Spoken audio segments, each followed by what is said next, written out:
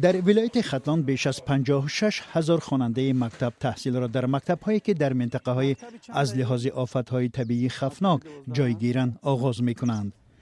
مقامات میگویند در همه 119 مکتب خطرناک به خوانندگان درس‌های آمادگی به حالت‌های فوق‌العاده را می‌آموزانند. خب از طریق زمین لرزه، خب آمدن سیل، فرآمدن یارچ، فرآمدن ترما و سنگریزو عبارت میباشند که موضوع گوناگون میگذرانند و خیلی معلومات هایی که لازمه به خواننده در کار بود ما میرسانیم. باران زیاد 2 مرتبه بهار امسال در خراسان زیاد از 7 میلیون سامان ضرر مالی آورده جان 3 نفر را برد.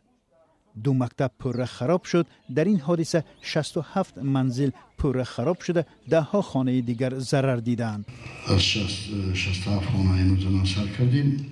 امروز تا با همین روزه، تا با همین ساعته، تا با همین دقیقه میگم که 67 خانه قریب 90%ش بالا پوش کرده شد. امروز خانه ها با رنگ بور سر کردن. در ختلان در عموم بیشتر از 400 منطقه خطرناک موجود است که ساکنان در آن زندگی می کنند.